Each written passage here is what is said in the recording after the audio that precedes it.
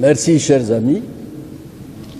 Nous venons de voter une loi qui modifie notre code pénal en instituant une répression contre des crimes de blanchiment d'argent. Et donc, il s'agit d'un texte qui, a priori, ne devrait pas rencontrer du côté du PPACI une quelconque résistance. Et sur le fond du texte, nous n'avons pas posé de problème. Nous sommes pour la répression de tous les crimes commis dans le cadre du blanchiment d'argent, de lutte contre le terrorisme, etc., etc. Mais, ce que nous n'avons pas accepté, c'est que le gouvernement profite d'une loi que tout le monde trouve légitime, nécessaire, pour créer ou instituer des dispositions qui mettent en danger la liberté d'expression, la liberté d'opinion, qui sont les seules armes qui restent entre les mains de l'opposition. Or, c'est de ça qu'il s'agit. En instituant l'article 185 nouveau, qui réprime ces crimes et délits, le gouvernement a institué à l'article 185 alinéa 2 une disposition qui dit ceci: si vous faites l'apologie des crimes qui sont indexés, qui que vous soyez, si vous appelez au soutien d'un condamné pour ces crimes, qui sont des crimes, il y a des crimes, des délits, il y a des crimes de vol, etc., etc., vous-même, vous êtes passible de poursuites et de condamnation. Cela, nous ne l'avons pas accepté. À partir du moment où les fautifs sont déjà incriminés, sont poursuivis, jugés, condamnés, pourquoi cette loi, et à travers elle le gouvernement, veut-il incriminer ceux qui émettent simplement un avis pour dire qu'ils ne sont pas d'accord, que la condamnation n'est pas fondée, mais ça c'est leur point de vue. Ce n'est qu'un point de vue. Alors nous avons trouvé que c'était une manière subtile de museler l'opposition et qu'il fallait réécrire la disposition de façon différente si l'on veut atteindre le même but, frapper ceux qu'il faut frapper et non pas ceux qui ne sont que des citoyens qui émettent leur avis. Et nous avons donc proposé un amendement pour recadrer l'effet de cette loi en mettant de côté les questions d'ordre politique, les questions syndicales, les questions même religieuses. Cela a été notre souci. Malheureusement, comme d'habitude, comme toujours, la majorité a eu une réaction mécanique et a rejeté cet amendement-là. Eh bien, nous avons réagi en disant que nous ne sommes pas d'accord et que nous ne voterons donc pas cette loi, quel que soit son objet. Nous avons dit que nous ne la voterons pas et nous ne l'avons pas votée. Et il est même possible que nous allions plus loin pour saisir le Conseil constitutionnel.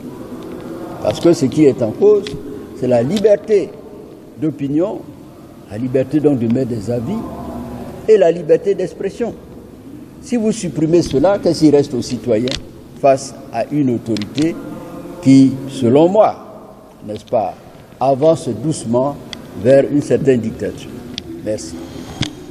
J'avais très souvent décrié cette façon mécanique de travailler à l'Assemblée nationale et qui fait de notre Assemblée nationale, notre hémicycle, un lieu d'enregistrement, un parc à moutons, qui fait que les gens s'alignent même à des positions contraires à leurs convictions.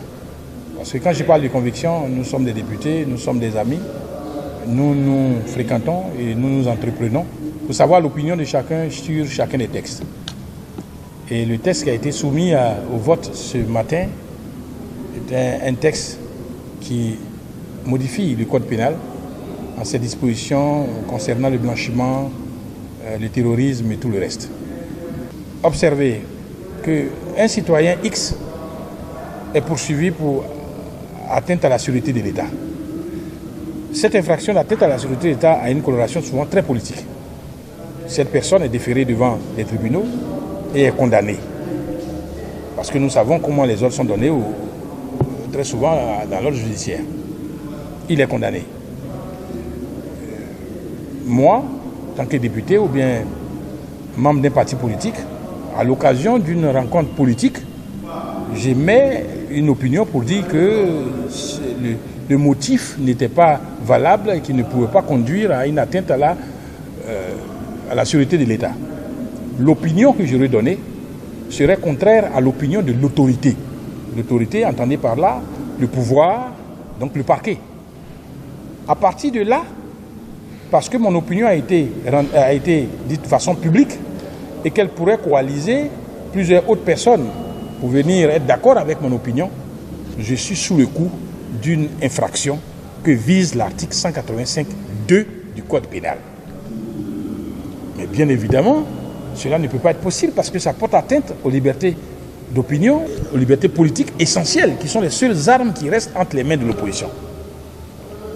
Alors le PDCI a décidé, après avoir analysé la proposition d'amendement qui avait été faite par le PPACI, qui nous demandait de sortir une réserve à cet article pour dire simplement que les questions d'opinion politique, syndicale, religieuse et autres ne sont pas concernées par la prescription de l'article 185.2. Le PDCI a choisi de suivre cette prescription parce qu'elle nous préservait tous contre l'arbitraire de l'État. L'arbitraire de l'État. Bien évidemment, c'est assez malheureux pour ceux qui viennent de commencer peut-être à l'Assemblée nationale, bien que ceux qui encore ont l'ambition de venir y travailler comme députés. Je ne parle même pas de majorité mécanique, mais des députés qui suivent des opinions, des textes, des prescriptions qui sont contraires à leurs opinions. Mais ces députés l'affirment clairement. Je ne suis pas d'accord, mais qu'est-ce que tu veux que je fasse? Mais où va donc le pays? Où va donc l'Assemblée nationale? Où va l'Assemblée nationale? On nous a objecté que l'article 185 avait été rédigé depuis 1981. Mais en 1981, il n'y avait pas de multipartisme. Il y avait un unanimisme qui permettait une telle pratique. Maintenant que nous sommes tous d'accord et que s'exprime la soi-disant démocratie ivoirienne, mais attendez, ne muselez pas en venant créer subversivement des infractions qui seraient poursuivies contre les militants de l'opposition. Parce qu'une loi en légistique, lorsqu'on entend rédiger un texte, on fait en sorte de laisser le moins possible d'espace à l'interprétation pour que le juge n'aille pas de son opinion condamner qui il veut. Or, le texte qu'on nous a proposé permettait d'aller vers ces infractions, les droits politiques, pour venir les sanctionner. Le PDCI a dit non. Nous savons que la Côte d'Ivoire doit subir l'audit de ces textes, l'audit de ces engagements internationaux, très bientôt. Il lui était intéressant que l'ensemble des députés il fait chorus pour que ces lois soient votées à l'unanimité. Mais avec de telles pratiques, le PDCI ne peut pas s'accorder avec des textes qui sont liberticides. Le texte de l'article 185, alinéa 2 qu'on nous a proposé, permet de sanctionner l'opposition, de sanctionner nos libertés de parole, nos libertés d'opinion. Et cela, le PDCI ne peut pas l'accepter. C'est pourquoi le PDCI, à l'unanimité de son groupe parlementaire, a décidé de voter non. Et nous avons voté non. Ils peuvent voter leur loi avec leur majorité mécanique.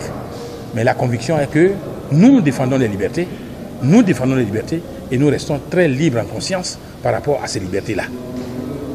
C'est cela que nous devons dire.